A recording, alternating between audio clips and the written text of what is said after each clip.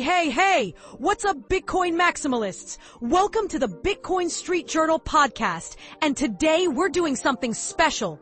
I'm Anna, and this episode is going to change your life. Because today, we're diving deep into the single most important skill every Bitcoin holder needs to know. Self-custody. That's right. We're going step by step through how to take control of your Bitcoin, how to be your own bank, and how to achieve true financial sovereignty. But first, quick news update because some insane stuff is happening right now. Bitcoin is trading at $113,092. The Fed is making their rate decision today at 2:30 p.m. Eastern. 97.8% chance of a rate cut. A $300 home Bitcoin miner just solo mined a block worth $347,000. And Jack Dorsey just said that the dollar in your bank keeps losing value and Bitcoin is mathematically going up forever. Plus, and this is huge, JP Morgan is planning to allow institutional clients to use Bitcoin as loan collateral by late 2025. The banks are coming around, folks. But here's the thing. If your Bitcoin is sitting on an exchange right now, you don't own it. The exchange owns it. And after everything we've seen, FTX, Celsius, BlockFi, Mt. Gox, we should know better. So today, I'm going to teach you exactly how to self-custody your Bitcoin. We're going to cover why self-custody matters more than ever, the different types of wallets explained simply, step-by-step hardware wallet setup, how to secure your seed phrase like a pro, common mistakes that cost people their Bitcoin, and best practices that keep your sats safe. This is going to be educational. This is going to be empowering. And by the end of this episode, you're going to have a clear roadmap to financial sovereignty. Before we dive in, head over to the BitcoinStreetJournal.com and set up your free Nostr profile. Self-custody your social media while you're at it. And when you're feeling grateful for this free education, zap me some lightning sats. Alright, let's talk about the most important thing you can do as a Bitcoiner. Taking custody of your own keys. Let's go. Quick market update before we dive into the self-custody masterclass. Bitcoin is currently at $113,092. Down slightly from yesterday, but who cares about daily moves when we're talking about long-term wealth preservation? Market cap is sitting at $2.26 trillion. Bitcoin dominance is at 58.5%. And here's something beautiful. Bitcoin hash rate just hit an all-time high of 1.1 zettahashes per second. That means the network has never been more secure. While we're learning about self-custody today, just know that the Bitcoin network itself is stronger than ever. Now, some quick news that's directly relevant to our self-custody conversation. The U.S. national debt just broke above $38 trillion for the first time ever. And like Jack Dorsey said today, the dollar in your bank keeps losing value. Bitcoin has no top because fiat has no bottom. This is exactly why we self-custody. We're not just protecting our Bitcoin from hacks. We're protecting ourselves from currency debasement. JP Morgan is allowing Bitcoin as loan collateral by late 2025. Traditional finance is finally accepting that Bitcoin is real money. But here's the catch. To use your Bitcoin as collateral, you need to actually own it. Not your keys, not your Bitcoin means not your collateral. And in some wild news, a $300 home Bitcoin miner just solo mined a block worth $347,000.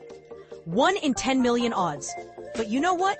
That lucky person better have self-custody figured out, or they could lose that entire windfall to an exchange hack. France is reviewing a motion to ban CBDCs and promote Bitcoin. This is the fight of our lifetime. Centralized digital currencies that give governments total control versus Bitcoin that gives individuals total control. This is why self-custody isn't just about security. It's about freedom. It's about sovereignty. It's about saying, this is my money and no one can freeze it, seize it, or stop me from using it. Oh, and Lugano, Switzerland just unveiled a statue of Satoshi Nakamoto. They're honoring the creator of the hardest money ever created. And you know what would make Satoshi proud? Self-custodying your Bitcoin like he intended. All right, enough market talk. Let's get into the education. Let's learn how to actually do this self-custody thing properly. Before we get into the how, we need to understand the why. Because self-custody isn't just a technical thing, it's a philosophical thing. It's the whole point of Bitcoin. Let me tell you a story. When you keep Bitcoin on an exchange like Coinbase, Binance, or Kraken, here's what's actually happening. You don't have Bitcoin. You have an IOU. You have a promise from that exchange that they'll give you Bitcoin when you ask for it. They control the private keys. They control your Bitcoin. And what can happen? Let me count the ways. 1. They can freeze your account. Don't like your political views? Frozen. Think you're doing something suspicious? Frozen. Made a mistake with their KYC? Frozen. 2. They can get hacked. Mt. Gox, 850,000 Bitcoin gone. Bitfinex, 120,000 Bitcoin stolen. And that's just 2 examples. 3. They can go bankrupt. FTX had billions of dollars of customer funds and used them for their own trading. Celsius promised you interest and then gambled your Bitcoin away. BlockFi went under. Voyager went under. 4. They can refuse withdrawals. Sorry, we're experiencing technical difficulties. Meanwhile, your Bitcoin is trapped. Now let me tell you what self-custody means. You control the private keys. No one can freeze your funds. No one can stop you from making a transaction. No customer support can lock you out. No bankruptcy can take your Bitcoin away. But, and this is the important part, with great power comes great responsibility. When you self-custody, you are the security. You are the backup. You are the recovery process. If you mess up, there's no calling customer service. If you lose your keys, your Bitcoin is gone. It's like cash in that regard. Once it's lost, it's lost. But that's also what makes it powerful. No one can reverse your transaction. No one can create more of your Bitcoin. No one can inflate away your wealth. Self-custody is the double-edged sword of Bitcoin. The benefits are massive. Complete control over your funds. No one can freeze or seize them. No counterparty risk. Financial sovereignty. But the responsibilities are real. You must secure your seed phrase. You must protect your hardware wallet. You must understand how to send and receive properly. You must have backups in case of disaster. And you know what? I think every Bitcoin holder can learn this. I think every person deserves financial sovereignty. And that's why we're doing this episode. All right, let's break down the types of wallets you're going to encounter. Because not all wallets are created equal. There are 3 main categories: custodial wallets, hot wallets, and cold wallets. Let me explain each one. Custodial wallets, the ones you want to avoid for long-term storage. These are wallets offered by exchanges: Coinbase Wallet, Binance, Kraken, Cash App. They work just like a bank account. Pros? They're convenient, easy to buy and sell, quick transactions. Cons? You don't control the keys. They can freeze you. They can get hacked. They can go bankrupt. My advice? Use custodial wallets only for trading or very small amounts you're about to spend. Never store significant Bitcoin on an exchange. Hot wallets, software wallets for spending money. These are non-custodial wallets that run on your phone or computer. Examples: Blue Wallet, Electrum, Sparrow Wallet. You control the private keys, but they're stored on your device, which is connected to the internet. Think of hot wallets like your physical wallet in your pocket. You keep maybe $100 to $500 in it for daily spending. You don't keep your life savings in your pocket wallet, right? Same with hot wallets. Use them for spending amounts. Bitcoin you might use in the next week or month. Maybe 0.01 to 0.1 BTC depending on your situation. Pros? Convenient, easy to use, quick transactions. Cons? Your device could get hacked. Malware could steal your keys. You could accidentally expose your seed phrase. Cold wallets. Hardware wallets for serious storage. These are physical devices designed specifically to keep your private keys offline and secure. Examples: Cold Card, Trezor, Ledger, Bitbox02, Tangent. The private key never leaves the device. Even when you plug it into your computer, the signing happens on the device itself. Think of hardware wallets like a safe. This is where you keep your real wealth. Your long-term holdings, your life savings in Bitcoin. Pros? Maximum security. Keys never touch the internet. protected from hackers, purpose-built for security. Cons? Cost money, $50 to $200. Slight learning curve, not as convenient for daily transactions. Here's my recommended strategy for most people. Layer 1, exchange wallet with 0 Bitcoin long-term. Only use it to buy, then immediately withdraw. Layer 2, hot wallet, software wallet, with small spending amounts, maybe 0.01 to 0.1 BTC. Think of it as your checking account. Layer 3, cold wallet, hardware wallet with your serious holdings, your savings account. This is where 90% plus of your Bitcoin should live. And for really advanced users, consider multi-signature setups where you need 2 of 3 or 3 of 5 keys to spend. But that's advanced stuff we won't cover today. The key principle: the more Bitcoin you have, the more serious your security needs to be. All right, let's talk about choosing a hardware wallet, because there are options, and people always ask me, Anna, which one should I buy? Here's the truth. All the major hardware wallets are good. The differences are in features, price, and philosophy. Let me break down the top options.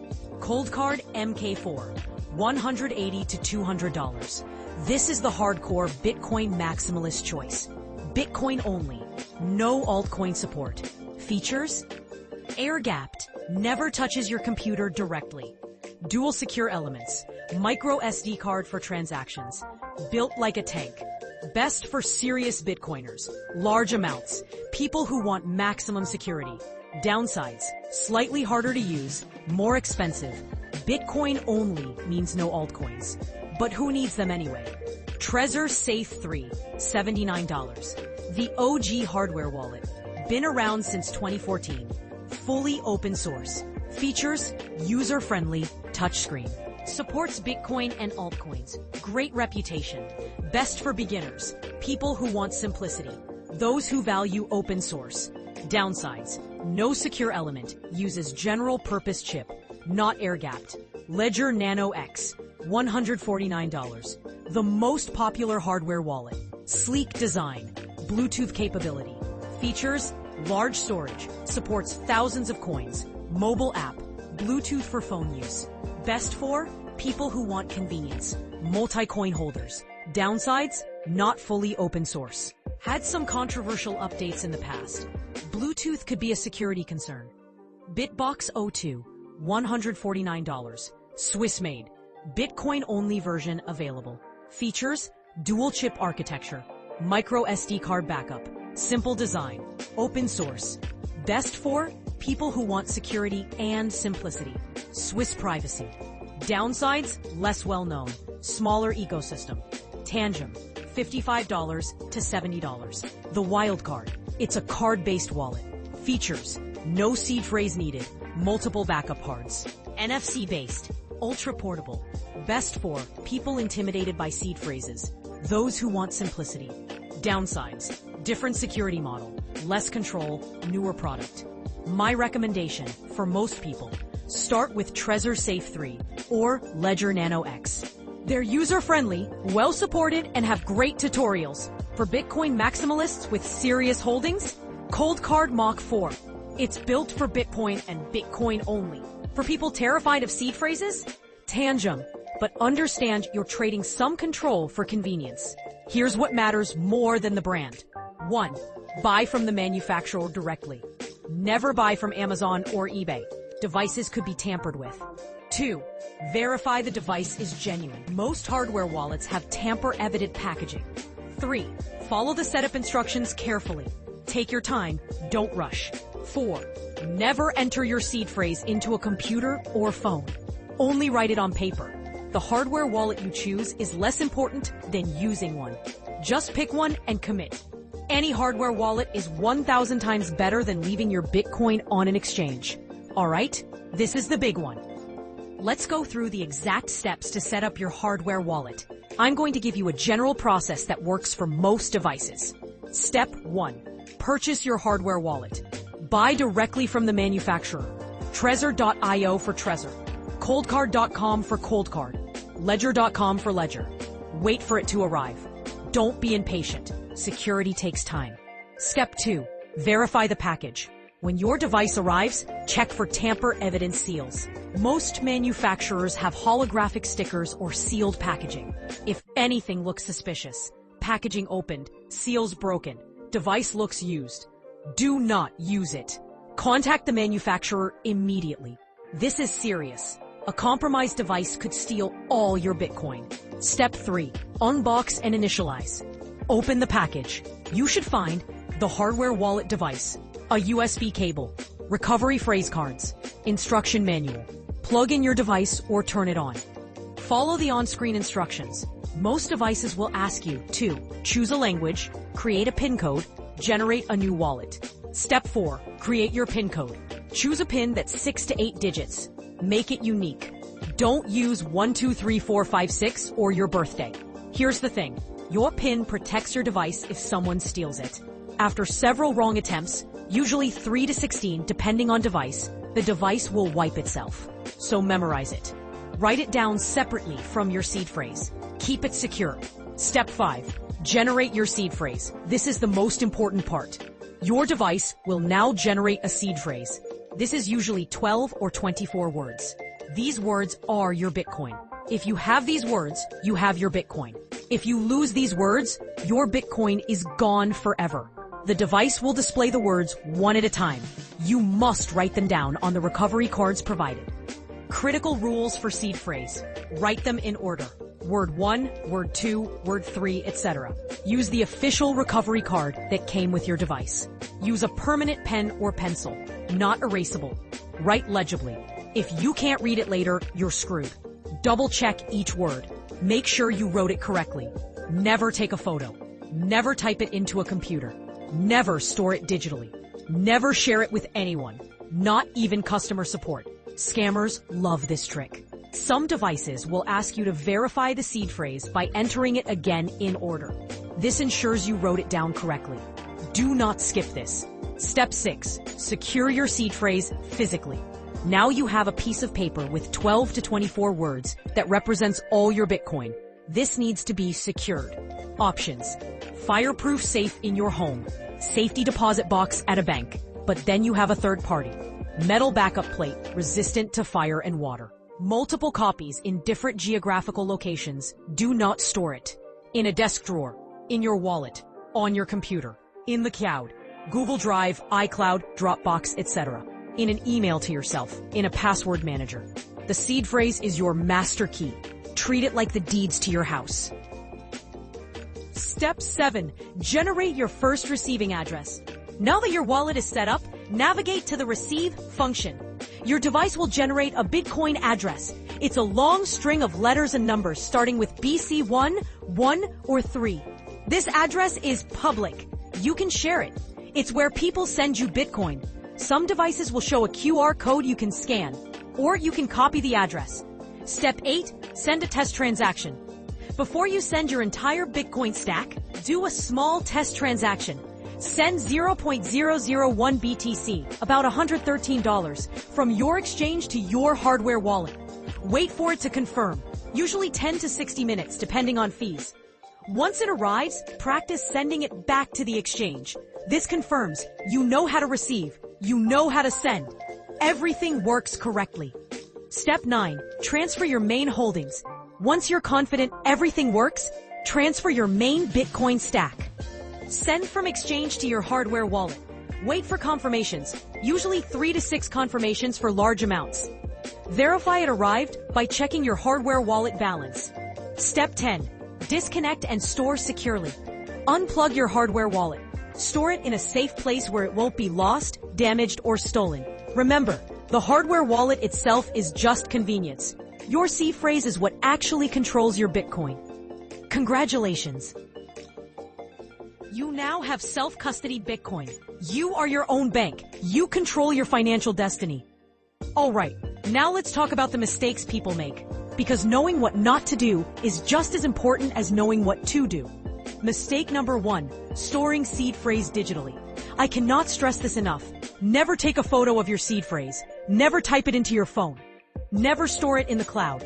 Hackers can access your phone. Malware can keylog your computer. Cloud services get breached. Your seed phrase should only exist on paper or metal. Physical backups only. Mistake number 2, not testing with small amounts first. People get excited and send their entire stack without testing. Then they realize they sent it to the wrong address, or they don't know how to access it. Always send a test amount first. 0.01 BTC is cheap insurance. Mistake number 3, losing their seed phrase. I'll remember where I put it. Famous last words. Write it down immediately. Store it securely. Make multiple copies in different locations. If you lose your seed phrase and your hardware wallet, your Bitcoin is gone. There is no recovery process. Bitcoin doesn't have customer support.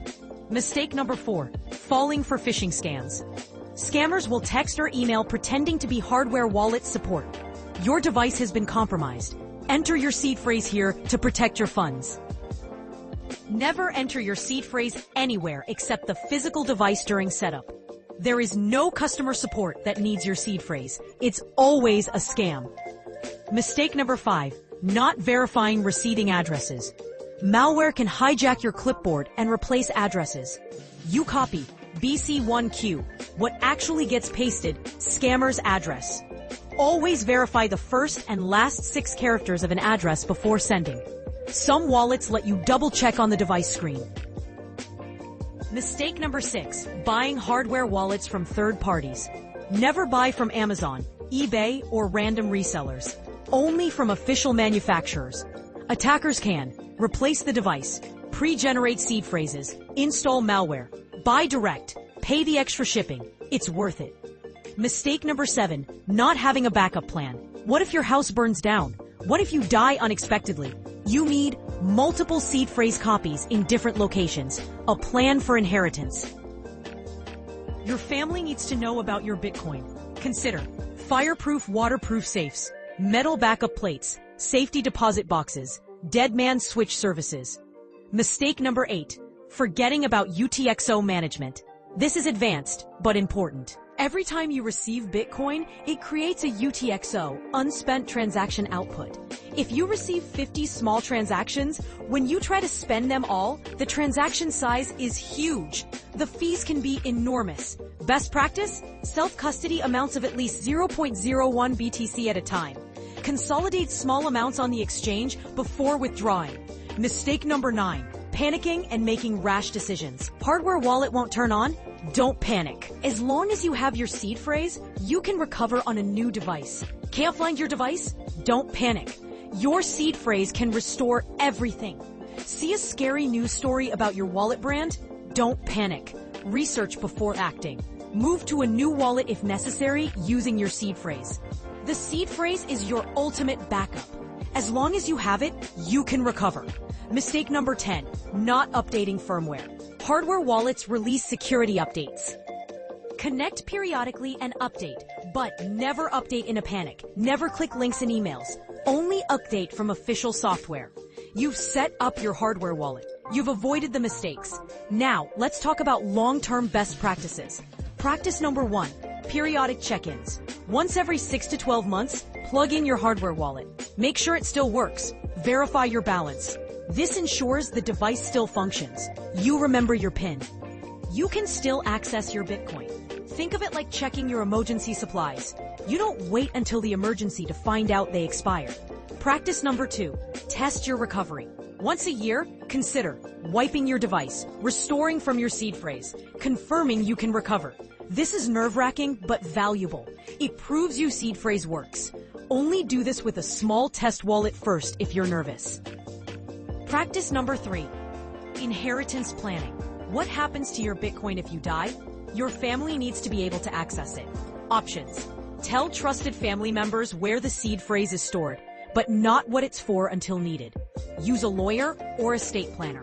Multi-sig with family members as co-signers. Dead man switch services. Detailed instructions in your will. Bitcoin doesn't have beneficiaries. Plan ahead. Practice number 4. Geographic distribution. Don't keep all your seed phrase backups in one place. Consider one at home, one at a family member's house, one in a safety deposit box. If your house burns down, you still have backups elsewhere. Practice number 5. Use metal backups for critical storage.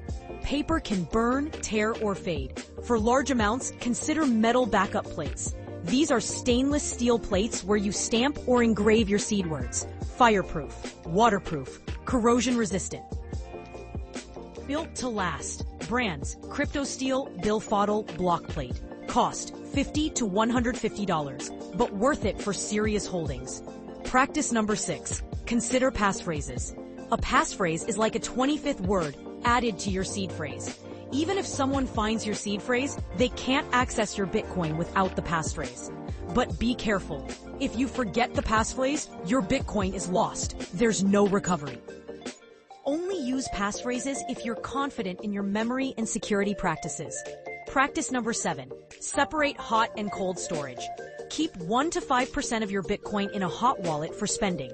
Keep 95 to 99% in your cold wallet for long-term storage. This limits your exposure if your hot wallet gets compromised. Practice number 8. Stay educated. Bitcoin technology evolves. Taproot, Lightning, new security features. Follow Bitcoin news, join communities, learn continuously. The more you understand, the better you can protect your wealth. Quick word on advanced custody for those with serious holdings. Multi-signature wallets. Instead of one key controlling your Bitcoin, you need multiple keys. Common setups: 2 of 3. Need 2 out of 3 keys to spend. 3 of 5. Need 3 out of 5. Benefits: if one key is lost, you still have access. If one key is compromised, attackers still can't steal. Services: Casa, Unchained Capital, Nunchuck. This is like needing 2 keys to open a safety deposit box. Even if someone steals one, they can't open it. For amounts over $100K to $1 million, multi-sig is worth considering. Lightning self-custody for spending Bitcoin instantly with near zero fees. Run your own Lightning node. Connect it to your hardware wallet. This is advanced, but it's the future of Bitcoin payments. Air-gapped transactions. Some wallets, like Coldcard, can sign transactions completely offline. You create the transaction on a computer, transfer it via micro SD card, sign on the air-gapped device. Transfer signed transaction back. Maximum security for large amounts. These are advanced topics. Master the basics first, but know they exist for when you're ready. All right, Bitcoin maximalists, we've covered so much today. Let me recap the key points. 1. Self-custody means you control your Bitcoin. No exchange, no bank, no third party. Your keys, your Bitcoin. 2. Use a hardware wallet for serious holdings. Trezor, Ledger, Coldcard, Bitbox. Just pick one and use it. 3. Your seed phrase is everything.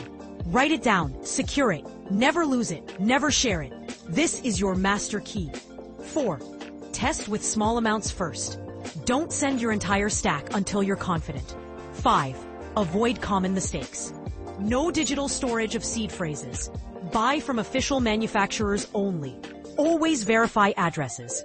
6. Plan for the long term. Geographic distribution, metal backups, inheritance planning. Bitcoin is currently at $113,092. But you know what? The price doesn't matter if you don't actually own your Bitcoin. Today, right now, the Fed is making their rate decision. The dollar is being debased. The national debt is over $38 trillion. Traditional finance is accepting Bitcoin as collateral. The time to act is now.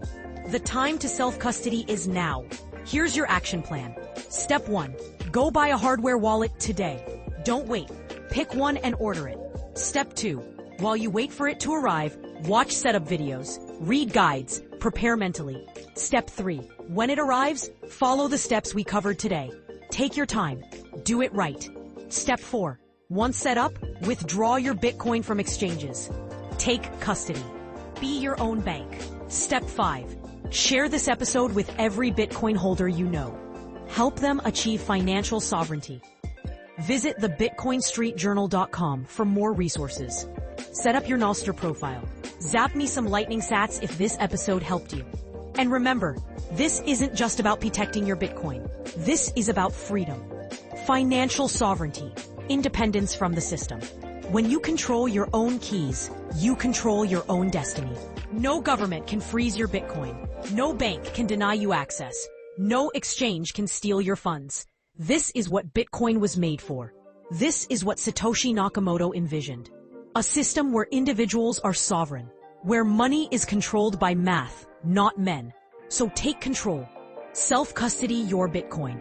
Be your own bank. And join the revolution of sound money. Not your keys, not your Bitcoin. Not your keys, not your freedom. This has been the Bitcoin Street Journal podcast. I'm Anna, and I'll see you on the next block.